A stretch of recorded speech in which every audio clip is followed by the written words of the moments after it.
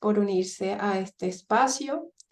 Le quiero dar ante todo las gracias a Julián por aceptar la invitación. Este webinario en español, se creó como una inquietud de ingeniería, de cómo esto de la computación cuántica puede afectar la forma como hacemos algoritmos o sistemas que utilizan inteligencia artificial, pero también cómo la computación cuántica puede afectar, impactar la forma como hacemos y mantenemos el software. Entonces está el profesor Luis Felipe, que allí está lo podemos ver, que es del Departamento de Ingeniería Biomédica, y estoy yo del Departamento de Ingeniería de Sistemas y Computación, y el profe Julián, que es el invitado del Departamento de Física.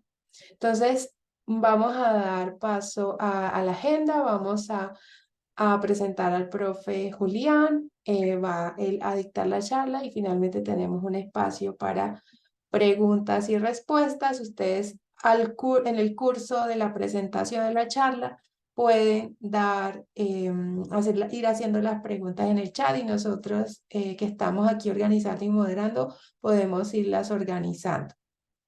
Entonces, Felipe, ¿quieres decir algo? No, simplemente agradecer a Julián por su tiempo y bueno, a todos y todas por participar de esta charla. Bienvenido, Julián. Vale. Gracias, Felipe. Bueno, entonces Julián Rincón es físico y doctor en ciencias físicas, es profesor de física teórica en el Departamento de Física de la Universidad de los Andes y sus intereses de investigación se encuentran en la intersección de los sistemas cuánticos de muchos cuerpos y el desarrollo de métodos para simular y analizar estos sistemas. Entonces, Julián, sin más preámbulos, por favor. Dale, muchas gracias, Kelly. Muchas gracias, Luis Felipe, por la invitación. Muy contento de estar aquí y que podamos aquí empezar a aprender a explorar cositas de estos temas de computación cuántica que están tan de moda, ¿no? Y yo quisiera primero contarles, yo quiero que esta charla sea lo más básica posible en el sentido de que quiero darles como una visión genérica de en qué estado está la computación cuántica, qué esperamos que pueda ser la computación cuántica, qué herramientas se necesitan para ser como un quantum computer scientist, como le dicen algunos, ¿cierto? Como un científico de la computación cuántico. Y si hay dudas, las podemos discutir, claro, en cualquier momento. Bueno, digamos que esa va a ser básicamente la idea. Entonces, primero quería confirmar que ven mi puntero cuando lo muevo. Aquí, por ejemplo, estoy apuntando a cuántica, ¿se puede ver? Y se ve la flechita Sí, sí, Ah, señor, bueno, ahí de se ve la color verde. flechita. perfecto. Perfecto, porque también nos quitaron el láser de Zoom. Entonces, como les dijo Kelly, yo estoy en el departamento de física, de hecho llevo un poquito más de un año trabajando ahí, entonces trabajando en aspectos que tienen que relacionados con la computación cuántica y que tangencialmente me han llevado poco a poco a este tema. Listo, entonces empecemos, entremos en detalle del tema y antes de hablar de computación cuántica quería comentarles sobre las tecnologías cuánticas, ¿no? Porque la computación no es la única tecnología cuántica. Cuando ustedes escuchen y hablen de tecnologías cuánticas, quiero que tengan presentes que hay más de una, ¿ok? Entonces, estas tecnologías son las que salen como producto de usar las leyes de la mecánica cuántica para entender fenómenos científicos fundamentales que pueden tener un impacto tecnológico. El más popular es la computación. Aquí a la derecha podemos ver el computador cuántico, si no estoy mal, este es el de IBM, que básicamente toda esta construcción de ahí es un sistema de refrigeración para poder enfriar el chip superconductor, que es el CPU cuántico, si quieren, que es el que hace los procesos que está por aquí abajo, está bien escondidito, y el resto es todo un sistema de periféricos que necesita. También tenemos como otra tecnología cuántica, la criptografía o la comunicación cuántica, y la idea de esto es construir protocolos muy parecidos a lo que se hace en criptografía clásica, como la que se desarrolla en el Departamento de Ingeniería de Sistemas en la universidad, pero otra vez usando leyes de la computación cuántica uno que me parece que es de los que más tiene impacto tecnológico inmediato en Colombia, es esta idea de hacer detección con sensores basados en computación cuántica. Entonces, por ejemplo, existen gravitómetros que permiten hacer exploración no invasiva para buscar yacimientos de, por ejemplo, de agua o de gas o cosas por ese estilo. Esos gravitómetros son tan sensibles que uno puede detectar cambios en la densidad de la superficie en la que uno se encuentra y poder ver si hay presencia de algún material que uno está interesado en extraer, ¿cierto? O aprovechar. Y el favorito mío, pues por ser físico, es esta idea de la simulación cuántica, que básicamente es explorar nuevos fenómenos, básicamente codificando sistemas cuánticos en un computador cuántico. Y después podemos, de esto no voy a entrar mucho en detalle, pero si a alguien le interesa lo podemos discutir más adelante. Entonces, un poquito de historia antes de entrar en detalle. Digamos, la computación cuántica surgió como un planteamiento eh, para los que conocen que es una máquina de Turing, era básicamente la pregunta que se hizo Paul Benioff, que fue el que primero planteó la máquina de Turing cuántica, es ¿cómo cambia la definición de una máquina de Turing si ahora los procesos computacionales de bajo nivel que ocurren en mi máquina obedecen las leyes de la física cuántica?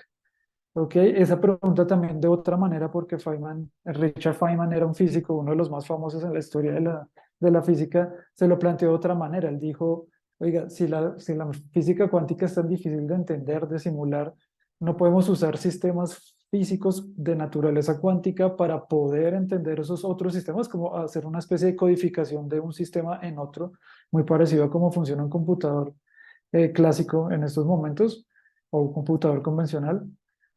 Y ahí empezaron a generarse un montón de trabajo a lo largo de esas direcciones. Y aquí tenemos dos exponentes muy importantes, sobre todo Charlie Bennett, es como básicamente una de las figuras más importantes en la computación cuántica. Nos dio varios protocolos, como por ejemplo Superdense Coding, que se conoce creo que en español como codificación densa. También el protocolo de teleportación cuántica, y con Gilles Bazar se inventaron de los primeros protocolos de criptografía basados en computación cuántica. Y entonces quiero al final discutirles, perdón, contarles un poquito sobre esta idea de la computación cuántica, que todos los fenómenos que uno estudia en computación cuántica en un primer curso me parece que es de los más impactantes. ¿Listo? David Deutsch, que también es uno de los fundadores de este tema, fue de los primeros en mostrar un algoritmo que era efectivamente más rápido que el correspondiente algoritmo clásico para calcular unas funciones por allá de booleanos a booleanos. Y la razón por la que estamos aquí todos es el algoritmo de Peter Shor de factorización de números primos, de factorización en números primos, en la que está basada principalmente la criptografía de llave pública, particularmente RSA 1024 o 2048. Esos protocolos asumen que la factorización es un problema difícil. Cuando digo difícil es computacionalmente, y Shor mostró que si uno aprovecha los recursos cuánticos de un computador cuántico, esto puede pasar mucho más rápido de lo que se esperaba clásicamente, ¿cierto? Con computadores convencionales. ¿Cómo me gusta a mí definir la computación cuántica? Esto es una definición prestada, ¿cierto? Tomada de otras figuras como John Preskill, que le gusta pensar en la computación cuántica como una nueva propuesta de hacer computación, ¿cierto? A diferencia de los computadores convencionales o clásicos como esta laptop que me permite comunicarme con ustedes, o la que ustedes tienen en sus casas, que sigue las leyes de la física clásica, esta nueva manera de hacer computación aprovecha las leyes de la física cuántica. Y para poder ser alguien que trabaja en estos temas de computación cuántica es muy importante, dependiendo en qué sección de la computación cuántica ustedes se encuentran, necesitan tener conocimientos de ingeniería, de ciencias de la computación, de la física, o por ejemplo, si ustedes trabajan en el aspecto de hardware, la química es muy importante, y la conjugación de todas esas ramas es lo que entendemos ahora como el Quantum Computer Science o la computación cuántica, de una manera más genérica. ¿Listo? De una vez les digo desde el principio, hacer computación cuántica no es hacer computación clásica pero con todas las respuestas al mismo tiempo, o mucho más rápido, o todo eso, no. Fundamentalmente es muy diferente a la computación convencional. Esto cuando yo digo computación clásica o computación convencional, me refiero a lo que ustedes pueden hacer en el clúster de la universidad o en su laptop, ¿cierto? Corriendo MATLAB, corriendo matemática, corriendo el software que ustedes sea que usen. La manera en que un computador cuántico opera es radicalmente diferente y eso es lo que yo quiero que ustedes salgan aprendido hoy, ¿listo? ¿Qué es lo que hay ahí adentro que hace diferente y especial a la computación cuántica? En este momento solo tenemos máquinas de propósito específico, ¿cierto? Si uno piensa en términos de máquinas de Turing o cosas por ese estilo, en teoría de la computación clásica, no tenemos una máquina universal, ¿cierto? Todas son de propósito específico, no hay ninguna de propósito general y aparte de eso son altamente volátiles porque estamos como en un proceso de estabilización de los qubits, que son las unidades de composición de programación básicas. ¿Listo? Ya les mencioné que la multidisciplinariedad era muy importante y entonces, pues, continuemos. La razón por qué la computación cuántica es considerada una tecnología y no simplemente algo que los científicos fundamentales como yo nos dedicamos a estudiar es por el aparente impacto que va a tener, obviamente en seguridad informática, es la primera que uno se le ocurre, pero también en biotecnología, en ingeniería, en el desarrollo de fármacos, todo ese tipo de áreas tienen un impacto potencial de que sea fuertemente afectado por la computación cuántica justamente por esta capacidad de resolver problemas en tiempos, en algunos casos, exponencialmente más rápido que en la contraparte clásica, que la contraparte convencional. ¿Cierto? Entonces, ¿qué tan relevante es esto tecnológicamente en estos momentos? Entonces, existen unos reportes anuales sobre qué tan riesgosa es la tecnología cuántica, particularmente la computación cuántica en estos momentos. Cada año sale un reporte a año vencido. Entonces, el último fue el 2022, que lo revisé hace poco y no cambió mucho con respecto al 2021. Entonces, por eso les muestro aquí los datos del 2021, que están más completos.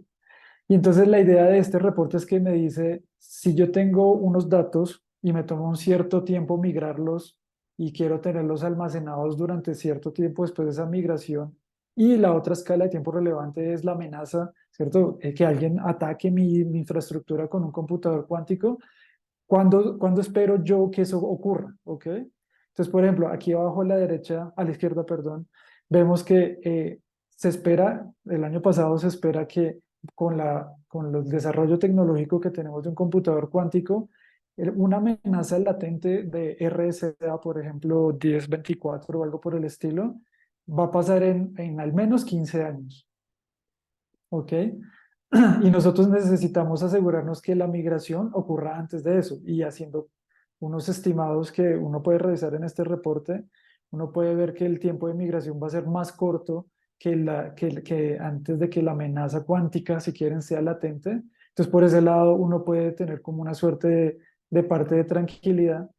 Y otra manera de entender eso es que le preguntan a científicos, ingenieros, tecnólogos y cosas por ese estilo, personajes de ese estilo, en cuánto tiempo creen, con qué probabilidad creen que ocurra un ataque cuántico con un computador, ¿cierto? A una infraestructura tecnológica basada en seguridad de la información, por ejemplo. Entonces aquí en este caso creo que le preguntaron a 45, 46 investigadores, si se fijan aquí abajo. Entonces les preguntan, oiga, ¿usted cree que en 5 años es posible que haya un ataque? ¿Con qué probabilidad cree que haya un ataque cuántico en 5 años? No sé, en la infraestructura de un banco, o no sé, a una represa o una cosa por ese estilo de los ataques tecnológicos que pueden ocurrir. Y esos 46 personas, 25 dijeron que con menos de 1% de probabilidad va a pasar en 5 años. En 10 años, con menos de 1% de probabilidad, 9 personas dijeron que puede ocurrir, ¿cierto? Y alguien que piense que con 99% de probabilidad haya un ataque cuántico, eso al menos tenemos que esperar 20 años, como pueden fijarse aquí. Este colorcito café o lo que sea, únicamente aparece a partir de la franja de los 20 años. Entonces, digamos que en términos de una tecnología que puede empezar a afectar eh, la seguridad informática, tendríamos el estimado de estos investigadores que son expertos, que trabajan en el tema, dicen que al menos habrá que esperar 20 años. ¿Listo? Entonces, por ese lado podemos seguir explorando el desarrollo tecnológico de esto sin preocuparnos por ese tipo de cosas, ¿no? Sin duda no es algo que podemos dejar de lado, hay que seguir explorando este tipo de temas, pero por lo menos por ese lado uno puede tener una tranquilidad. Entonces quiero discutir qué me promete la computación cuántica antes de saber por qué es que funciona la computación cuántica. Entonces, una es potencialidad en romper criptografía, ¿cierto? De llave pública. Y la otra es al mismo tiempo mejorar la criptografía, ¿cierto? A través de un campo de la computación cuántica que se llama la criptografía cuántica y es esta idea de generar protocolos basados en estas ideas, en el principio de fundamentación del computador cuántico. La otra promesa es la aceleración de cómputo, ¿cierto? No solamente generar nuevos protocolos, nuevas ideas, sino también a problemas ya existentes, resolverlos en un tiempo mucho más rápido. Los ejemplos prototípicos que la gente siempre discute en el contexto de las ciencias y la ingeniería principalmente es el problema de búsqueda y el problema de factorización. El problema de factorización por esta idea de la ciberseguridad y el problema de búsqueda en una base de datos porque es un problema muy genérico, ¿cierto? En ingeniería, en cualquier área de la ciencia, ¿cierto? De las finanzas, de la economía. Buscar en una base de datos es algo es rápido, es de vital importancia y económicamente también muy rentable, ¿no? Entonces están los algoritmos de Grover, que es mucho más rápido que el algoritmo clásico cuando uno realiza una búsqueda en una ¿qué? Base de datos no estructurada. Entonces, si ustedes tienen una base de datos no estructurada, pues la opción más sencilla que ustedes tienen es hacer búsqueda lineal, ¿cierto? Agarro y empiezo a mirar cada casillita de mi base de datos con mi key, con mi llave, voy viendo si la llave se encuentra en la base de datos. Si uno se le ocurre el algoritmo cuántico más sencillo que hace lo mismo o que intenta imitar lo mismo que hace el algoritmo de búsqueda lineal, aparece este algoritmo de Grover que usa unas técnicas bien bonitas para aprovechar y hacer una ganancia, tener una ganancia polinomial, es decir, si tengo una base de datos de tamaño n, de n registros, en promedio me voy a demorar buscando una llave en esa base n, un tiempo n, ¿cierto? Con el algoritmo de Grover me va a demorar la raíz cuadrada de n, que no es tan espectacular, pero si ustedes quieren, por ejemplo, ahorrar recursos y cosas por ese estilo, eso va a impactar sustancialmente cuántos recursos ustedes utilizan.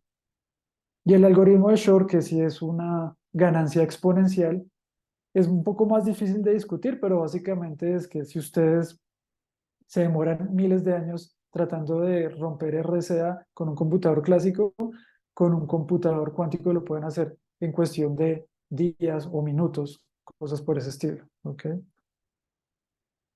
Y la última promesa de la computación cuántica es no solamente resolver problemas que ya existen más rápido de lo que se pueden resolver con un computador clásico, sino también resolver problemas que antes era imposible resolver. ¿Ok? Entonces, para eso existen estas ideas de complejidad computacional que me ayudan a clasificar qué tan difícil es un problema. ¿Ok? Eso es lo que intenta mostrar este dibujito de la derecha. Aquí en esta burbuja roja rotulada por P están todos los problemas que un computador clásico puede resolver. Y lo que uno puede mostrar, y eso se puede mostrar matemáticamente, es que existen problemas que están por fuera de esta bolita roja, pero que están por dentro de esta bolita, no sé, morada, café, sosa, que es el conjunto de problemas que un computador cuántico puede resolver, que no están en el conjunto de problemas que un computador clásico puede resolver. Entonces, un problema típico es este de factorización del algoritmo de Shor. No se puede resolver eficientemente con un computador clásico, pero sí se puede resolver con un computador cuántico. Sin embargo, uno también puede mostrar que hay problemas por fuera de la burbuja esta morada de la computación cuántica que un computador cuántico no puede resolver. Esa también lo entendemos. En otras palabras, si ustedes están familiarizados con la hipótesis o la tesis de Church y de Turing. Básicamente lo que está diciendo este grafiquito de la derecha es que la computación cuántica es un contraejemplo de la hipótesis fuerte de Church y Turing, pero no es un contraejemplo de la hipótesis de Church y Turing Es decir, lo que una máquina de Turing no puede resolver, un computador cuántico no lo puede resolver así tenga muchos recursos. Bueno, ahora sí, hablemos un poquito más de arquitectura. Entonces, ¿en qué punto se encuentran los computadores cuánticos? Entonces, si uno quisiera hacer un paralelo con la historia del desarrollo de un computador clásico, en estos momentos nos encontramos en la era de los tubos de vacío. O sea, ni siquiera hemos llegado al transistor, si quieren. No tenemos un transistor cuántico, si quieren, en el que las pérdidas sean bajitas, en que los errores por operación sean muy, muy chiquitos, etcétera, etcétera. Ahorita tenemos como unos tubos de vacío versión cuántica y con eso estamos armando nuestros computadores cuánticos. Obviamente esto representa una nueva era tecnológica y lo primero que ocurre cuando uno se enfrenta contra este tipo de fronteras es hay que entender cómo controlar los sistemas, ¿cierto? De la misma manera como se intentó y se logró, ¿cierto? La sistematización de la producción de transistores, eso es lo que queremos lograr ahora con computadores cuánticos, ¿cierto? Más allá de que sean de propósito general o de que sean solamente de propósito específico, así sean de propósito específico, tenemos que ser capaces de manera sistemática producir computadores que tengan bajo error, baja interacción con el ambiente, y ya discutiremos otros problemitas más adelante. ¿Ok? Y bueno, pues a los que les gusta la ciencia fundamental, aquí hay un montón de cosas para descubrir.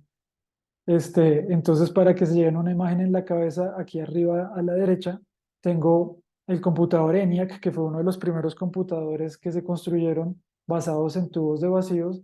Y el análogo de ese computador en estos momentos es este computador que está aquí abajo a la derecha, que es el computador de Google. Creo que este es el Sycamore, que en ese momento era un computador cuántico de 53 qubits. En estos momentos un computador clásico o convencional tiene miles de millones de bits, ¿ok? Entonces estamos un poco lejos de llegar allá todavía. Bueno, ahora sí, hablemos de qué es lo que tiene un computador cuántico que no tiene un computador clásico. Como les decía, un computador cuántico no es solamente un computador clásico mucho más rápido, sino que hay cómo se procesa la información es fundamentalmente diferente. Y la primera forma en la que uno ve eso es entendiendo la unidad fundamental de almacenamiento de información, que es el análogo del bit, que es el bit cuántico o el qubit, como se dice por sus acrónimos en inglés. Entonces, para que ustedes entiendan un poquito coloquialmente de qué se trata el bit cuántico y por qué es diferente del bit clásico, fíjense en esta figura de aquí abajo a la derecha. Entonces tengo tres tipos de unidades de información. Este azul que es un uno convencional, como el uno de sus computadores, y el amarillo que es un cero convencional también. Fíjense que este rojo, si ustedes lo miran por aquí, por la derecha, por este lado, lo van a ver como un cero, pero si ustedes lo miran por este lado, lo van a ver como un uno. Y la idea es tratar de entender qué puede hacer un qubit o un bit cuántico que no puede hacer un bit clásico con este dibujito. Entonces fíjense que aquí tienen unas plantillas que los bits tienen que ser capaces de cruzar y si llegan aquí al final de la etapa, eso quiere decir que lograron un proceso computacional completo cuánticamente hablando. Entonces, por ejemplo, si se fijan en los unos, en los azules, la primera plantilla la pueden lograr porque como tiene la forma de uno y la plantilla es la plantilla de los unos, entonces pueden pasar la primera etapa, pero la segunda no porque se estrellan con la plantilla del cero y un uno no es un cero y entonces pues no puede llegar al final.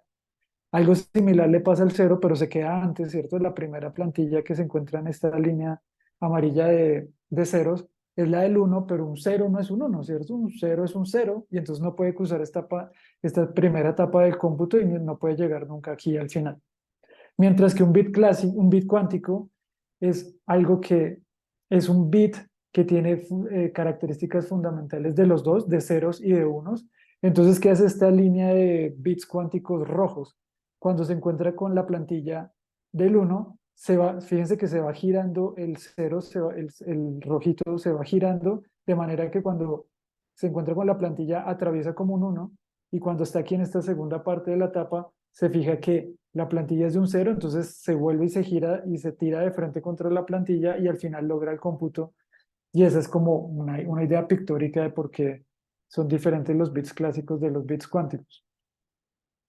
Las otras características fundamentales que tiene un computador cuántico son esta idea de superposición, que si ustedes saben cómo sumar dos vectores en un espacio vectorial normal, esa es la idea de superposición, la idea de poder sumar, es la misma idea de superposición. La idea de interferencia, que es, si ustedes saben de ondas, de la interferencia positiva y constructiva y destructiva, etcétera, es esa misma matemáticamente.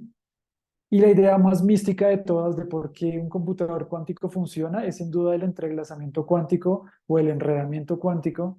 Otras veces lo decimos simplemente en inglés como entanglement.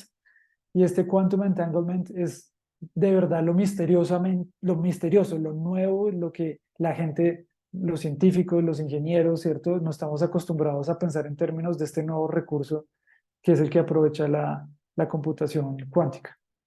Y el último detallito que es el de la medición, pero espero no discutir ese a menos de que sea necesario. Listo. Entonces, tratemos de distinguir un poquito más los bits clásicos de los bits cuánticos. Entonces, cuando ustedes tenían un bit clásico se define como una variable que puede tomar solamente dos valores, 0 o 1. ¿Listo? Y aquí es importante la conjunción, ¿cierto? Un bit clásico solo puede tomar dos valores, 0 o 1. ¿Listo? Y sobre esos bits clásicos yo puedo hacer distintas operaciones. Las únicas que me interesa discutir es que los puedo sumar, ¿cierto? Por ejemplo, 0 más 0 me da 0, 0 más 1 me da 1, 1 más 0 me da 0, pero 1 más 1 me da 0, ¿cierto? Porque la variable resultante tiene que ser también un bit. Y entonces esta suma en realidad la tengo que entender como suma módulo 2 y así es como se construyen los circuitos cuánticos, los sumadores, etcétera, etcétera. Entonces, eso puedo hacer con un bit. También los puedo multiplicar. Entonces, por ejemplo, 0 por 0 me da 0, 0 por 1 me da 0, 1 por 0 me da 0 y 1 por 1 me da 1, ¿cierto? Eso es como una especie de I, una compuerta I lógica. Y estas dos operaciones, la suma y el producto, tienen un análogo cuántico, si quieren. Entonces, un bit cuántico, aquí a la derecha, lo tengo que entender como una variable, o en realidad va a ser un vector, que simultáneamente puede tomar los valores, que puede tomar los valores 0, puede tomar el valor 0, puede tomar el valor 1 o puede tomar el valor 0 y 1 simultáneamente. ¿Listo? Entonces fíjense que hay tres posibilidades, básicamente, de hecho hay más, pero las tres que me interesan discutir son estas. Entonces puede tomar el valor 0 o puede tomar el valor 1 o puede tomar el valor 0 y 1. Noten que aquí hay una disyunción y eso es lo que hace básicamente distinto un bit cuántico a un bit clásico. Entonces tengo más posibilidades quiere decir que hay más recursos para hacer computación. Las operaciones fundamentales aquí son otra de las que me interesan, no son las únicas, pero las que me interesa discutir son la suma y el producto. Entonces, ¿aquí qué va a pasar? Si yo entiendo, aquí es importante entender un bit cuántico como un vector en dos dimensiones. ¿Listo? Un vector en dos dimensiones tiene dos entradas, la entrada 0 y la entrada 1. Y entonces yo tengo, imagínense que tengo dos vectores de dos entradas y los puedo sumar, ¿cierto? Entonces, si el vector 1 tiene una entrada A1, A2 y el vector 2 tiene una entrada B1, B2, cuando yo sumo esos dos vectores, el vector suma resultante tiene la entrada A1, B1 en la primera entrada, ¿cierto? Y en la segunda entrada tiene A2, B2, más B2. Entonces puedo sumar. Esa es la manera en que yo voy a sumar bits cuánticos, como si sumara vectores. Es exactamente lo mismo. El producto sí es un poquito más complicado y ese producto tiene que ver, tendría yo que sumar un vector A1, B1 con un vector A1, A2 con un vector B1, B2 y la multiplicación. Existen varios productos que yo puedo definir entre vectores, ¿no? Está el producto escalar, el producto interno, ¿cierto? Está el producto vectorial y está otro producto que se llama el producto de Kronecker o el producto tensorial, si quieren, también lo llaman así. Y la idea es que ese producto de dos vectores me queda un nuevo vector que tiene más componentes, que tiene más entradas. Entonces, por ejemplo, en el caso de que tengo dos vectores que tienen cada uno dos entradas y hago el producto de los dos, me queda un solo vector con cuatro entradas, porque 2 por 2 me da 4. ¿Listo? Entonces, estas ideas de sumar y multiplicar vectores es justamente lo que me da esta idea de poder superponer, que es una de las cualidades del computador cuántico, y la otra, el producto me da el entrelazamiento cuántico. Entonces hay unas operaciones ahí específicas que uno puede hacer de suma y producto que me generan ese famoso entanglement o entrelazamiento cuántico. Y eso es lo único que yo necesito saber para poder entender el resto de la charla de cómo operar con un bit cuántico. ¿Listo? Existen otras operaciones, pero no nos van a interesar por ahora porque lo que quiero discutir aquí es fundamental. Ahora, si quieren verlo en términos de un dibujito, mucha gente pinta los posibles estados de un qubit en una esferita que se llama la esfera de Bloch, y este puntico simplemente me dice, dependiendo dónde esté sobre la esfera, me dice qué tipo de estado cuántico, es decir, si tiene más carácter de 0 que de 1, o si tiene un igual carácter de 0 que de 1, por ejemplo, si está aquí en el ecuador, entonces uno puede mostrar que el carácter del qubit es tanto de 0 como de 1 en una misma cantidad. Pero si este puntito está aquí arriba, el carácter del qubit es completamente 0, o si está en el polo sur de la esfera, el carácter del qubit es completamente 1, ¿cierto? Es decir, que se parece más a una variable clásica que a una variable cuántica, mientras que el bit clásico, si se fijan aquí a la izquierda, es una variable que toma solamente dos valores, 0 o 1. Entonces, esa es una diferencia fundamental en las unidades de procesamiento de información a nivel cuántico. Entonces, como les decía, la superposición es simplemente la posibilidad, otra vez vuelvo y repito, no me canso de repetirlo, entiendan el estado de un qubit como un vector de dos componentes. Entonces, cuando yo sumo dos estados de dos qubits, eh, cada uno con dos componentes, digo que estoy superponiendo los dos estados y generando superposición. Esa es simplemente la idea. Entonces, sumar es lo mismo que superposición. El estado resultante es un estado válido. Si ustedes se acuerdan, la suma entre vectores era una suma cerrada, es decir, si yo tengo dos vectores de un espacio vectorial y los sumo, la suma también vive en el espacio vectorial. En ese sentido decimos que es un buen estado cuántico porque no se me sale del espacio, ¿cierto? Eso sería una cosa mala. Algo importante es que esta idea de superposición es justo la responsable de esta idea del paralelismo cuántico o el quantum parallelism, como se llama en inglés, y es de ahí de donde ustedes ven a veces noticias en internet no muy bien informadas que dicen que un computador cuántico puede encontrar todas las soluciones del problema al mismo tiempo porque las puede calcular en paralelo. Es justamente esta idea de superposición la que permite hacer eso. Lo que pasa es que a las personas que escriben esos artículos se les olvida que ese no es todo el problema, ¿cierto? Porque yo puedo tener guardado en un computador cuántico mucha información, muchísima, exponencialmente más grande información que en un computador convencional, pero el problema es sacarla de ahí. Y eso es lo que la gente no discute en esos detalles, en esos artículos de divulgación. Entonces, esa idea de paralelismo cuántico técnicamente no es incorrecta.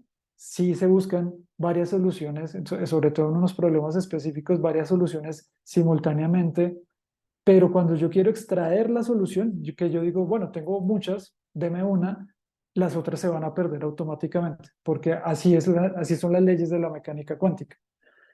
Si yo no toco el sistema cuántico, el sistema está ahí con todas las soluciones posibles si quieren, pero apenas yo interactúo con él para poder extraer informaciones. Por ejemplo, imagínense, si ustedes son ingenieros, se imaginan que para poder extraer información de un sistema, ustedes tienen que conectar un transductor y si hacen eso, destruyen la superposición. Así se comporta la naturaleza. No me pregunten por qué, eso todavía de hecho es un tema de investigación abierto en los fundamentos de la mecánica cuántica, pero lo que se observa empíricamente es que es así. Entonces, ese último detalle es el que se le olvida a los divulgadores mencionar. Entonces, por ejemplo, un ejemplo de superposición prototípico es este de la idea del gato de Schrödinger, que si el gato está en una caja, que está vivo, que está muerto, pero que cuánticamente lo tengo que entender como una superposición de los dos, matemáticamente como yo diría esto, entonces estos palitos que están acá simplemente son la manera de los físicos, que los físicos tenemos de denotar un vector. Si no les gustan esos palitos, imagínense que tienen el vector cat y le ponen una flechita aquí arriba como hacían en física 1 o en sus cursos de mecánica y es idénticamente lo mismo, ¿ok? Entonces, esto es el estado del gato y el estado del gato cuánticamente yo lo entiendo como una superposición de el gato estando muerto, un estado de muerto, más un estado de vivo. Y esta idea de la superposición. ¿Listo? Bueno, listo. La otra idea fundamental de cómo es un computador cuántico diferente de uno clásico es esto de la interferencia. Entonces, digamos, hay experimentos que demuestran esta idea del quantum interference, como se llama en inglés, o interferencia cuántica en español, que muestran esta idea de que un electrón, por ejemplo, se puede comportar como una onda y si se comporta como una onda, pues tiene las propiedades de una onda, ¿cierto? Como en particular, se puede interferir.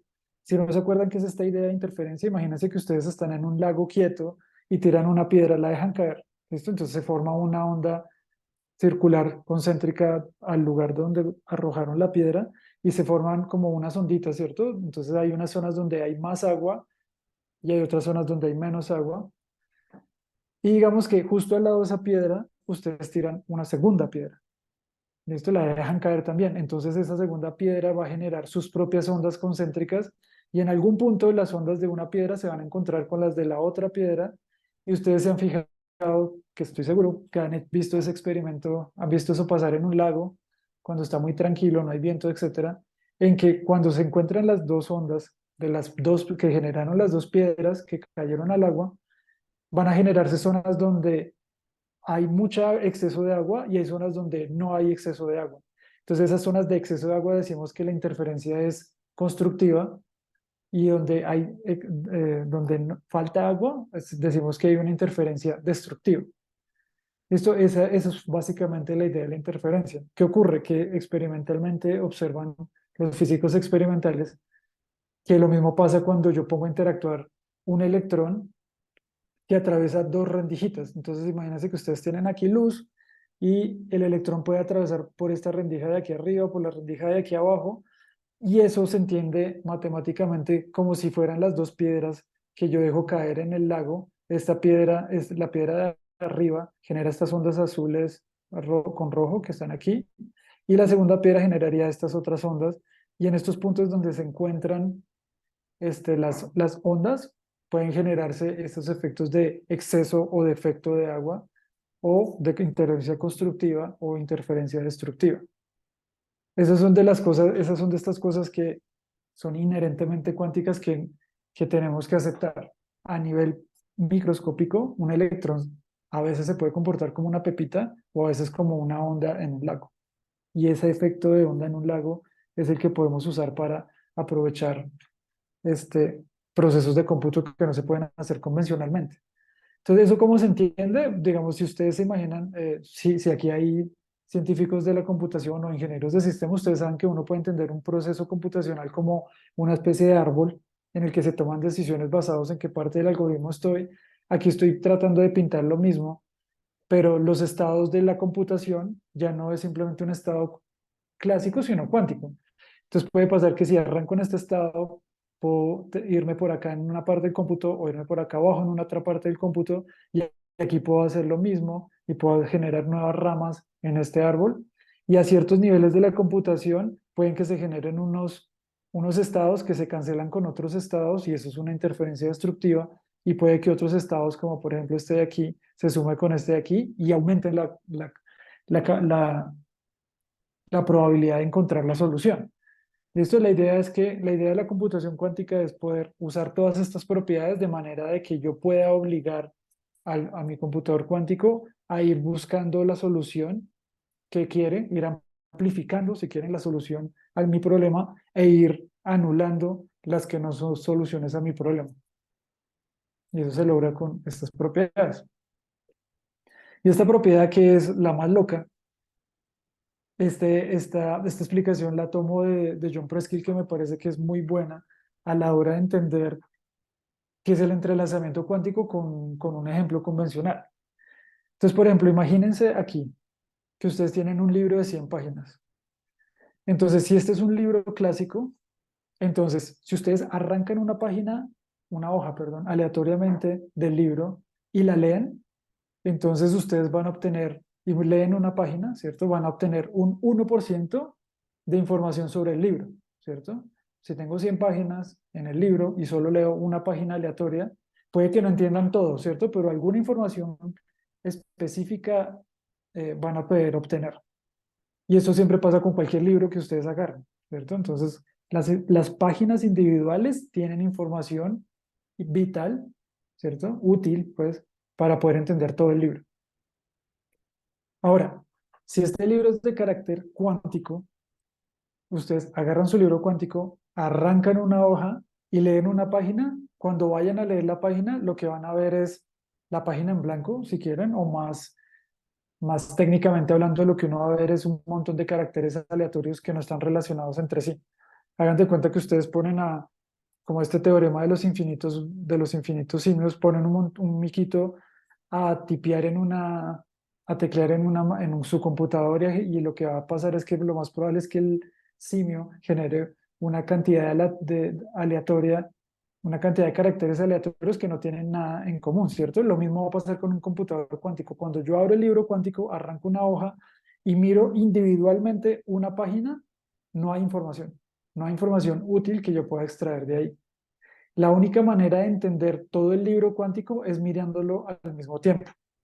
¿Listo? ¿Eso qué quiere decir? ¿Cómo yo entiendo eso físicamente? En un libro clásico la información es almacenada localmente, porque en cada página puedo sacar información útil. Pero cuánticamente la información de todo el libro de 100 páginas está almacenada globalmente en, en las páginas. Es decir, la información no está entre las páginas per se, sino que la información está entre las correlaciones que tienen las páginas. Y esas correlaciones, como no se observan cuánticamente, las llamamos, clásicamente, perdón, las llamamos entonces correlaciones cuánticas. Eso es el entrelazamiento o el enredamiento cuántico. La posibilidad de localmente no extraer información, pero globalmente, gracias a las correlaciones que existen entre los distintos componentes, ahí sí puedo extraer información. Si les parece un poquito difícil de asimilar, es porque lo es, ¿ok? La gente todavía pelea con eso, con estas ideas de computación, de entrelazamiento cuántico, y es más, ni siquiera sabemos que es necesario, perdón, sabemos que en algunas circunstancias es suficiente el entrelazamiento, pero no sabemos si es necesario. Hay ejemplos en los que un computador cuántico puede resolver cosas eficientemente comparado con un computador clásico y no necesita entrelazamiento. Entonces esto es todavía un tema abierto de discusión. Listo, entonces, moraleja, un libro clásico lo puedo leer de a una página, cuánticamente no, me toca leerlo globalmente para adquirir información fundamental. Y bueno, y rápidamente esta idea de las mediciones, como les mencionaba antes, si yo quiero interactuar con un sistema cuántico, voy a perder información necesariamente. Voy a perder información de carácter cuántico porque la manera en que la manera en que actualmente tenemos de interactuar con un computador cuántico es conectándole un transductor que es clásico, porque yo, que soy humano, macroscópico, no puedo entender información cuántica si la leo por este tema del entrelazamiento, por ejemplo. Entonces, lo único que puedo hacer es leer información clásica del computador cuántico, ¿cierto? Lo único que puedo hacer es leer un string, una cadenita de ceros y unos, eso sí, uno lo puede entender, ¿cierto? De la misma manera que un computador puede entender un código ASCII como una cadenita de ceros y unos, aquí es lo mismo. Mi transductor solo puede entender cosas clásicas, información clásica, y entonces algo se tiene que perder, ¿cierto? Porque en el computador cuántico tengo información cuántica guardada, pero el transductor solo entiende información clásica, entonces algo se tiene que perder de información, si quieren, y ese es el famoso problema de la medición en cuántica. Entonces, eso, para que lo entiendan con un ejemplo, si mi computador cuántico calculó el problema del vendedor que viaja, ¿cierto? El Traveling Salesman Problem, y todas las soluciones están ahí, supongamos que lo pudiera hacer, se sospecha que no, pero supongamos que lo pudiera hacer y todas las posibles trayectorias, solución al problema están ahí guardadas. Si yo quisiera extraer la información de todas las soluciones, no voy a poder, a lo sumo voy a poder extraer la información de una de las soluciones. Y eso es lo que se conoce como la medición cuántica, ¿cierto? Aquí todo es cuántico, todo tiene el adjetivo cuántico para distinguirlo de la contraparte clásica. Entonces eso es lo que tenemos. Otro detalle aquí es que la medición es de carácter probabilístico, es de carácter aleatorio. si yo mido un sistema, si preparo un sistema, un computador cuántico e interactúo clásicamente con él, obtengo una respuesta. Si vuelvo y lo preparo igual, idéntico como lo tenía anteriormente, y vuelvo a interactúo con él clásicamente, la respuesta puede que sea otra. Igual de válido en el sentido que resuelve el problema, si dice todo bien, que quiero resolver, pero en principio no tiene que ser la misma solución si la solución al problema no es única. Entonces también tiene ese otro detalle extra que si les causa mucho ruido en su cabeza, pues déjenlo de lado por ahora. Listo, entonces esas son las cuatro propiedades que tenemos, ¿cierto? Superposición, entrelazamiento, interferencia y esta idea de medición. Esos son los cuatro ingredientes principales que si yo quiero diseñar un algoritmo cuántico o si quiero construir un computador cuántico, debo tener en cuenta a la hora de generar un computador, así sea de propósito específico. Entonces quiero que ya para ir cerrando, veamos este ejemplo de la teleportación cuántica que me parece genial. ¿Listo? Entonces la idea es la siguiente. Entonces aquí vamos a tratar de ver dónde aparecen estas distintas propiedades en acción. Entonces, la idea de teleportación cuántica es la idea de transmitir información de un lado a otro sin tener un canal de comunicación físico, sin tener una fibra óptica, ¿cierto? Sin tener un cable de información y mucho menos de carácter cuántico, porque eso hasta ahora es imposible. Entonces, ¿cuál es la idea? Entonces, aquí empezamos arriba a la izquierda en esta caricatura, que me parece genial. Entonces, Alice tiene, imagínense que tiene un fotón, si quieren por fotón, un fotón amarillo, imagínense que tienen un pedacito de información guardado en esta cajita.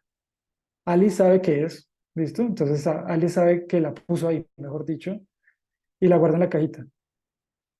Y Charlie, que es un amigo de Bob y de Alice, le regala un par de fotones azules, y el azul aquí significa que están como entrelazados, que hay entrelazamiento cuántico entre estos dos. Y entonces, por el correo postal favorito, Charlie le envía una de esta bolita a Alice, y aquí Alice la recibe, y hace lo mismo con el segundo fotón, con el segundo pedacito de información entrelazada a Bob. ¿Listo? Cada uno recibe su par entrelazado, como decimos. Esto es un par entrelazado porque existe entrelazamiento cuántico entre estas dos bolitas y con una bolita se la queda Bob y la otra se la queda Alice, y Bob lo que hace es apenas llega su par entrelazado lo guarda en su cajita. ¿Listo? Y esta pirámide está hecha para distinguirla del cilindro de Alice, y ahí mete la bolita azul que le correspondió. Entonces, Alice y Bob están lejos. Imagínense que Alice está en Beijing y Bob está en Viena, por ejemplo. Están lejos, lejos, lejos. Entonces ellos se quieren, pero están lejitos. Entonces, ¿qué es lo que pasa? Entonces, lo que hace en estos momentos Alice es llamar a Bob y le pasa y le dice una información por teléfono o por chat o por WhatsApp, lo que sea. Eso por un canal clásico de comunicación le dice a Bob, oiga Bob, 10, 01, 11, ¿cierto? Le pasa específicamente lo que va a pasar en este protocolo es que le pasa 2 bits de información clásica. Entonces hay 4 posibilidades, ¿cierto? 00, 01, 10 y 11. Llama a Bob y le dice alguna de las dos. ¿Ok? Y entonces con eso, Bob realiza unas operaciones sobre su bolita azul guardada en la pirámide. Hace una operación. ¿Listo? Realiza una operación y lo que pasa en ese momento es que el, la bolita azul de Bob mágicamente va a cambiar a algo distinto. No sabemos todavía qué es. Y la información de Alice que ella tenía aquí guardada se va a perder, se va a esfumar completamente. Entonces, después de que Bob hace las operaciones basados en la información que recibió a través del canal clásico de comunicación, cuando Bob opera basado en esa información y abre su cajita, se encuentra justamente el color amarillo que Alice había guardado originalmente en su cajita. Es decir, lo que pasó fue que Alice empezó con una bolita amarilla, recibió una bola azul, Bob recibió una bola azul, luego Alice llamó a Bob, le dijo algo, con eso Bob hizo unas operaciones sobre su cajita, sobre su bolita azul, y la bolita azul mágicamente de Bob se volvió amarilla, y la bolita de Alice se volvió de otro color que no es amarillo. ¿Listo? Entonces, decimos que hubo una teleportación de información cuántica de Alice hacia Bob sin tener un canal cuántico de información, ¿cierto? Porque para que entiendan el impacto de este protocolo, es que si yo quiero transmitir información clásica de un lado a otro, pues agarro el teléfono y llamo a mi amigo y le paso la información por teléfono. Eso no tiene nada espectacular, ¿cierto? Porque estoy pasando información clásica, ceros y unos, a través de un canal clásico, una fibra óptica, un teléfono, lo que sea, un satélite. Pero aquí lo que está pasando es diferente, es yo tengo información cuántica y ustedes dicen, no, pues si quiere transmitir información cuántica, pues lo más obvio es que usted tenga un cable cuántico, ¿cierto? Un quantum wire o algo por el estilo para poder pasar la información por ahí y que la reciba Bob. Pero, pero aquí no es así. Lo sorprendente de este protocolo es que yo tengo información cuántica que quiero pasarle a Bob, si yo soy Alice. Y lo que hago es, a través de comunicarme clásicamente con Bob, y bueno, y tener estas bolitas azules, que sin estas bolitas azules no pasaría nada. Entonces, Bob, yo le puedo pasar a Bob información cuántica, ¿cierto? Mágicamente se teleporta la información de un lado para otro. Ojo que esta es otra manera de entender aquí a la derecha el protocolo. Básicamente es lo mismo, pero ya un poquito más sofisticado y menos caricaturesco. Pero básicamente lo que va a pasar es que no es que yo esté destruyendo materia en el laboratorio de Alice y creando materia en el laboratorio de Bob. No, eso no pasa. O sea, si Alice tenía la información codificada en un átomo, por ejemplo, el átomo no se desaparece, queda ahí, queda en otro estado, no sé cuál, no es relevante, pero lo importante es que el estado en el que queda no es el estado original.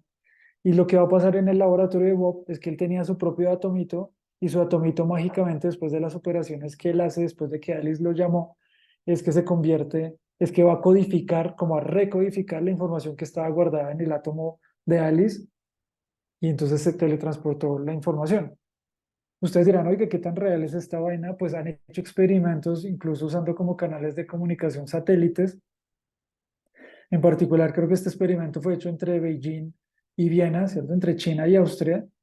Entonces Charlie generó su par entrelazado, se lo pasó a Alice en Beijing, qué sé yo, no, a Bob en Beijing, a Alice en Viena, e hicieron el protocolo como se los acabo de explicar y mágicamente en el laboratorio de Beijing apareció la información que habían codificado en Viena, ¿cierto? Es decir, este protocolo es resistente a kilómetros de distancia entre estas bolitas azules, entre los pares entrelazados estos de acá, y obviamente pues comunicación clásica a miles de kilómetros, ustedes saben que ya podemos tener, entonces no es espectacular, pero lo importante de esto es que se acuerden que la teleportación cuántica no es que se abre un portal y me desintegré en un lado y aparecí en el otro, no, eso no existe, ¿cierto? Lo que se teleporta es la información. Bueno, listo. Ahora, no sabemos si la computación cuántica va a existir, lo más probable es que no, porque existen problemas que son difíciles cuánticamente y difíciles clásicamente. Entonces, si uno quisiera entender como el espacio de problemas que le interesa a uno resolver con un computador cuántico, obviamente esta verde es los problemas que un computador clásico puede resolver fácilmente. Fácilmente es un término coloquial para un término técnico que es con recursos polinomiales, ¿ok? En caso de que ustedes sepan. Entonces, todo lo que un computador cuántico puede hacer fácilmente, también va a poder resolver los problemas que fácilmente un computador clásico puede resolver.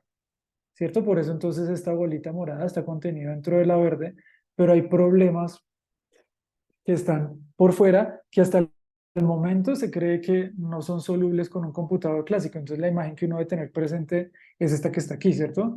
Todo lo que es un computador cuántico, perdón, todo lo que es un computador clásico eficientemente lo puede hacer eficientemente un computador cuántico, pero hay problemas que no necesariamente un computador cuántico puede resolver. Entonces, en ese sentido, esto no habría como una hipótesis de Church y de Turing cuántica, eso no existe, ¿cierto? Existe una hipótesis, una violación a la hipótesis fuerte de Church y de Turing, pero la clásica, ¿ok? Entonces, digamos que la computación cuántica es algo muy importante, pero como todos los problemas y todas las tecnologías nuevas, por el momento no es la panacea, ¿cierto? No va a solucionar todos los problemas que tenemos en la vida. Pero lo que sí esperamos es que dentro de esta bolita verde hayan problemas como, por ejemplo, eh, la, la cos- el diseño de fármacos, de aditivos, ¿cierto? De lubricantes que mejoran la eficiencia de motores, por ejemplo, o que resuelvan problemas de transporte y cosas por ese estilo, que tengan un impacto tecnológico en la sociedad de relevancia. ¿Listo? Eso sí esperamos que pase. Entonces, bueno, ya les he mencionado varias veces para qué sirven los computadores cuánticos, ¿cierto? Para diseñar mejores materiales, para tener para mejorar la calidad de detección de ciertos instrumentos, ¿cierto? Para reforzar la seguridad informática o para violarla, ¿cierto? Para poder romperla también. Y los retos más importantes que está enfrentándose en estos momentos la computación cuántica es la interacción con el ambiente. Entonces, si yo tengo mi computador y pasa un avión muy cerca del laboratorio, se me descuadra, se descalibra el computador cuántico y eso ocurre por un fenómeno que se llama decoherencia. La interacción entre los qubits, es decir, si yo puedo generar compuertas lógicas que haga interactuar los qubits de una manera eh, sistemática, de bajos errores, no ha sido posible todavía. Si no estoy mal, una compuerta lógica en un computador convencional comete, creo que es un error por cada millón de operaciones o 10 millones de operaciones. En estos momentos, una compuerta cuántica genera un error por cada, creo que eran 1000 operaciones, y eso no es suficiente para generar un proceso computacional completo estable. La otra es que tenemos que ser capaces de crear más qubits que interactúen entre todos, que con puertas cuánticas puedan operar sobre ellos. Eso también ha sido difícil de lograr. Existe la teoría de corrección de errores de la misma manera que existe clásicamente, que intenta solventar este problema, pero el problema es que hay un overhead, que si, por ejemplo, para un problema necesito 1000 qubits y quiero que no haya ningún error, probablemente necesite 1000 al cuadrado qubits, es decir, 1 millón de qubits para poder resolver el problema, ¿cierto? Entonces existe esta distinción entre bits lógicos, qubits lógicos y qubits físicos, y eso también es un problema. Ahorita lo que tenemos son unos dispositivos que se llaman NISQ, que se llaman, ¿cómo es que es? Dispositivos cuánticos que son de ruido de escala intermedia, algo así, esa es la idea que significa eso. Y con esos tipo de computadores cuánticos, que son los actuales, son los que estamos intentando avanzar y resolver problemas nuevos. Y ahora, esta sí ya es la última, para cerrar, ¿cuáles son los computadores más grandes que existen? Hasta el momento IBM, que dependiendo cómo sea el hardware con el que ustedes construyen su computador, sus bits cuánticos, sus qubits, el escalamiento del computador cuántico va a ser diferente. Entonces, por ejemplo, IBM, que es uno de los grandes competidores aquí con Google, tiene un computador, el año pasado, a finales del año pasado, sacó Osprey, que tiene 433 qubits. Esto es un récord, pero todavía hay que hacer el benchmarking apropiado del computador, ver qué tanto esos 433 qubits de verdad se pueden usar, cuántos de esos qubits se pueden hacer lógicos, ese tipo de cosas, cuál es la tasa de errores, etcétera, etcétera. Por ejemplo, si ustedes usan unos átomos que se llaman átomos de Rydberg para hacer simulaciones cuánticas, en Harvard existe el simulador de 256 qubits, en China tienen uno de 60 y pico, ya casi creo que 100 qubits van en estos momentos. Google tenía uno de 53 qubits, creo que ya van por los cientos de qubits, y también es basado en sistemas superconductores, mientras que el chino es basado en fotones. Está IonQ, que tiene 32 qubits, que es otra tecnología que se trata de atrapar iones. Y hay otra de átomos neutros que tiene también 256 qubits de una empresa nueva que se llama QEra, que usa átomos neutros. ¿Ok? Recuerden que cuando uno caracteriza un computador convencional, el número de bits que puede hacer no es suficiente, ¿cierto? Necesito que el reloj sea rápido, ¿cierto? Que los flops sean tan altos como sea posible. Aquí en lugar de flops tenemos es clops, y queremos que esos clocks sean altos, ¿cierto? Que la tasa de error sea baja, que la interconexión sea grande, y ese tipo de cosas, pues, en este momento están en investigación fuerte para poder escalar eso lo más que sea posible. Listo, esta sí no la quiero discutir en caso de que a alguien le interese saber, pues ahí está la diapositiva, pero eso era todo lo que les quería contar. Muchas gracias por su atención.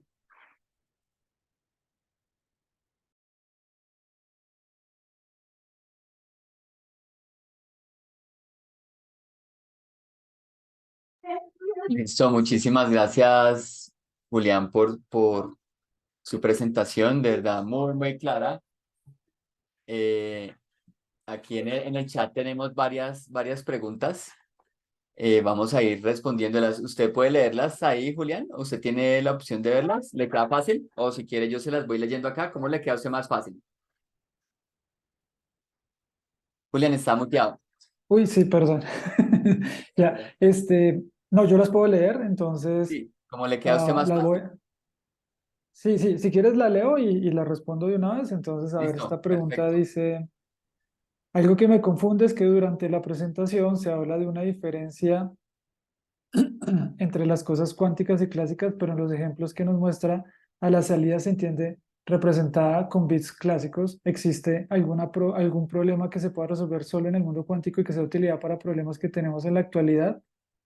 Pues justamente esto va con el problema de la medición cuántica, ¿no? O sea, el único tipo de información que yo puedo agarrar para un postprocesamiento clásico de un computador cuántico es información clásica. Yo no puedo sacar información clásica y pasársela a un computador como esta laptop que yo tengo para que haga un postprocesamiento, ¿cierto? De hecho, el algoritmo de Shor, el de factorización, funciona, es un algoritmo, lo que se conoce como un algoritmo híbrido, en el que el core, la parte más complicada, el bottleneck, el cuello de botella, como se llama del algoritmo, lo ejecuta el algoritmo, el computador cuántico, pero cualquier información que yo quiera sacar de ahí es una información de tipo clásico y yo puedo ya pasárselo eso a un analizador de fracciones continuadas que me va a decir cuáles son los factores y etcétera, etcétera, ¿no? Entonces, todos los ejemplos que yo mostré, hay una parte cuántica y al final hay una parte clásica, porque esa es la única manera que tenemos de operar con el computador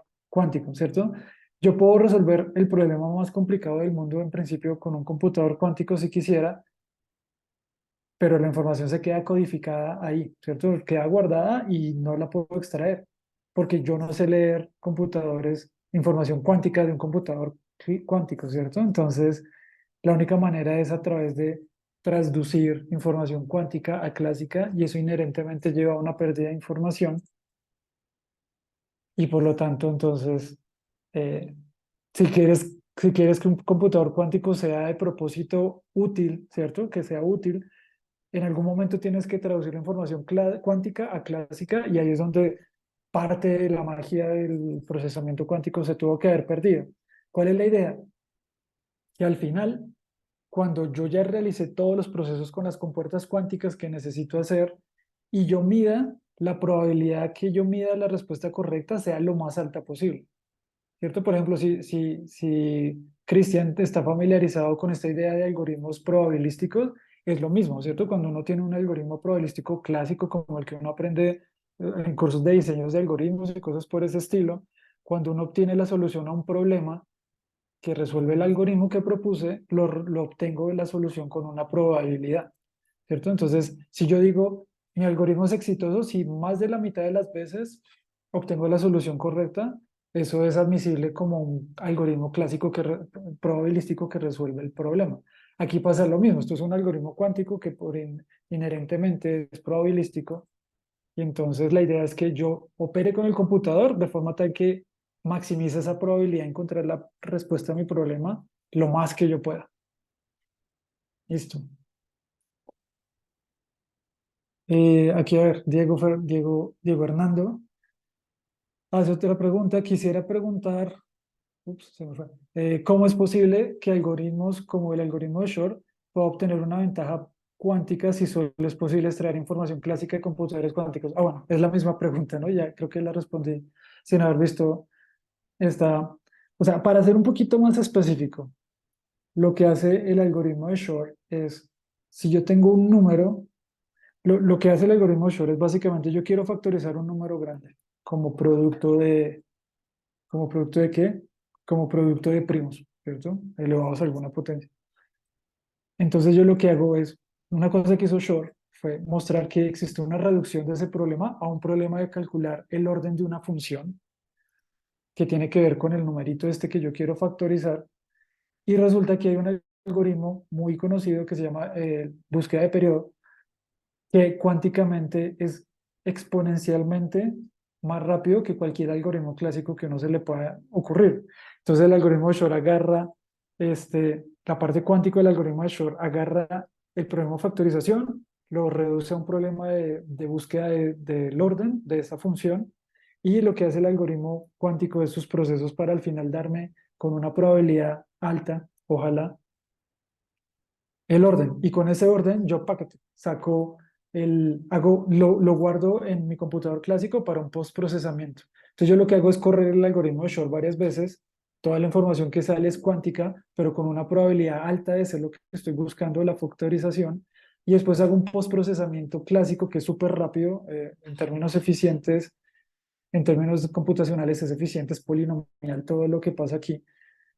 Y entonces lo que uno hace ahí es encontrar, ¿cómo se llama? Máximo, ¿qué? Máximo común divisor, creo que se llama, a partir de esas mediciones cuánticas de haber corrido el algoritmo de Shor, y de ahí infiero la factorización. ¿Ok? Entonces, la idea es que probabilísticamente uno puede demostrar que corriendo el algoritmo de Shor poquitas veces puedo encontrar la información que clásicamente, con un algoritmo clásico, me demoraría años, muchísimos años. ¿Ok? Entonces, cada vez que ustedes vean un algoritmo que es exitoso, un algoritmo cuántico que es exitoso, es probablemente un algoritmo híbrido, un algoritmo que mezcla un pre o un post procesamiento clásico, y el bottleneck, el cuello de botella del algoritmo, lo realiza un computador cuántico. Digamos, con los recursos que tenemos actualmente y con lo costoso que es tener un computador cuántico, no tiene ni siquiera sentido en estos momentos tener un algoritmo cuántico que sea todo cuántico, pues, ¿cierto? Es más bien, ¿cierto? Hay que ser efectivos con el uso de los recursos, entonces uno pone la parte más complicada del algoritmo en el computador cuántico y el resto lo postproceso en mi laptop. Bien, listo. Y no vi más preguntas, habían solo esas dos, creo. Listo, bueno, Julián, si no hay más preguntas. Bueno, ¿qué oportunidades, Julián, hay de investigación, cosas que se puedan hacer en la universidad? Sí, a nivel investigativo podemos hacer un montón de cosas, ¿cierto? Digamos, estos aspectos de la computación cuántica, hay muchos, ¿cierto? Como una rama del conocimiento, ustedes se meten en eso y empiezan a aparecer un montón de problemas interesantes. Entonces, digamos, yo trabajo en ese tipo de temas a través de una generalización de los circuitos cuánticos que se llaman tensor networks. Y en ese tipo de cosas uno puede explicar, por ejemplo, porque hay un componente muy importante en el algoritmo de Shor que se llama la transformada de Fourier cuántica, que es la versión cuántica de la transformada de Fourier. Uno puede, por ejemplo, investigar cómo es la parte fundamental del algoritmo. Bueno, sí, uno de los bloques fundamentales del algoritmo, uno puede pensar es, oiga, ¿qué pasa? Hay unas ideas muy bonitas que se llama decuantización de algoritmos, entonces lo que uno hace en ese programa especial es preguntarse, oiga, ¿existe una versión clásica, implementablemente clásica, de la transformada de Fourier cuántica, de forma que yo pueda correr todo el algoritmo en mi computador? Y resulta que parece que sí, gracias al entrelazamiento y a cómo podemos controlar el entrelazamiento con estas técnicas en las que yo y otras personas alrededor del mundo trabajan, obviamente, uno puede jugar con el entanglement y poder hacer implementaciones de ese protocolo en un computador clásico. Ya después uno tiene que preguntarse lo mismo que yo les conté aquí, qué tan escalable es eso, si funciona para todos los inputs y outputs de la transformada de Fourier, etcétera, etcétera. Entonces, digamos que a nivel teórico hay un montón de preguntas abiertas. Aquí nos podríamos quedar listándolas todas y no nos alcanza el tiempo. Pero si a alguien le interesa, podemos discutir ese tipo de cosas, ¿cierto? Me pueden escribir a mi correo, no puse mi información, pero me pueden encontrar en la página de la universidad del Departamento de Física. Y después hay otras cositas más pequeñas como entender el concepto de universalidad en ciertos procesos, ¿cierto? Esta idea de que tengamos un computador universal, eso también hay unas preguntas abiertas porque, como les decía, entrelazamiento parece que no es suficiente. Entonces una pregunta abierta ahorita muy importante es, bueno, ¿qué es eso otro si entanglement no es suficiente? ¿ok? Eso sería a nivel teórico. Digamos que también existen oportunidades de trabajar de manera híbrida, ¿cierto? Con profesores del Departamento de Ingeniería de Sistemas en particular o gente interesada en computación y gente en el Departamento de Física. Entonces yo sé que hay profesores que están interesados en la parte criptográfica, ¿cierto? Esa parte también se puede trabajar, por ejemplo, experimentalmente en los laboratorios de física del departamento, ¿cierto? Los profesores Juan Gabriel Ramírez, Alejandra Valencia, Mayerlin Núñez están trabajando en implementar qubits físicamente, ¿cierto? Entonces, algunos de ellos lo hacen en estado sólido, es decir, en un pedazo de material. Otros lo están haciendo en el laboratorio de óptica cuántica, trabajando con fotones y haciendo entrelazamiento entre esos distintos componentes. Y eso también es una oportunidad para investigar. Sé que hay estudiantes que han implementado ciertos protocolos de cripto cuánticas en estos experimentos como una prueba de principio para mostrar la efectividad, ¿cierto? La resistencia a ataques, es que creo que se dice, en, en este tipo de montajes experimentales. Entonces, digamos que lo que yo recomiendo es como tener conocimiento en una de esas ramas que les mencioné al principio, ¿cierto? Ser ingeniero y tener interés en estos temas, o ser físico, o ser científico de la computación, y el resto pues uno tiene que ir aprendiéndolo por el camino, pero sin duda hay muchas cosas por hacer.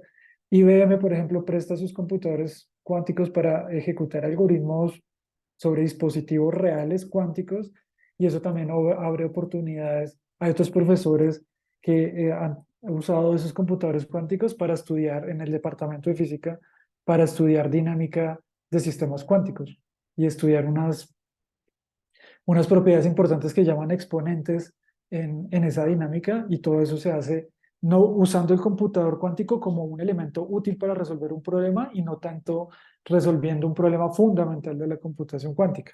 Entonces eso también son temas bonitos, ¿cierto? Usar, ¿qué puedo hacer ya con este computador a nivel fundamental? Eso también es algo chévere. No, genial, genial. Aquí nos preguntan, ¿pueden compartir la grabación? Toca escucharla otra vez.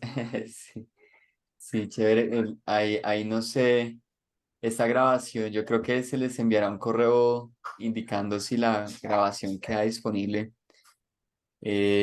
Julián, una pregunta. Yo estuve hablando con David Bernal, el profe de Purdue que trabaja en estos temas, que estuvo en la universidad hace poco.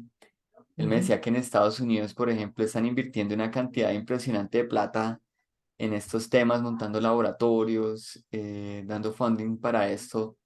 ¿Usted cómo ve ese tipo de funding o oportunidades de trabajo en Colombia? Como que uno diga, podemos tener estudiantes financiados trabajando en el tema. Digamos, sí, sí, de hecho con David también hablamos y existen oportunidades de intercambio, por ejemplo, esa es una opción. No sé si también me estás preguntando a nivel de financiación, podemos comprar un computador cuántico y de hecho sí, si uno va, no sé si era en Alibaba o en Amazon, uno puede comprar computadores cuánticos de 5 qubits, por ejemplo, y con eso hacer investigación. 5 qubits puede parecer poquito, pero recuerdo que la primera vez que di la lectiva de computación cuántica que en estos momentos estoy dando en la universidad, factorizábamos 21, ¿cierto? 21 como 7 por 3 con un computador cuántico de creo que eran 5, 3, 4 qubits. Y era muy divertido porque como existen la de coherencia, la interacción con el ambiente, pues uno no siempre obtiene la respuesta correcta, ¿cierto? Del 7 por 3 que uno esperaba. Entonces eso son también oportunidades de investigación, digamos, perfectamente. Yo creo que la universidad tendría la opción ¿cierto? De explorar, ¿cierto? Ese tipo de cosas. Ah, digamos, uno siempre puede con colaboradores generar esas conexiones, entonces continuar cualquier investigación que uno haga aquí en otros lugares.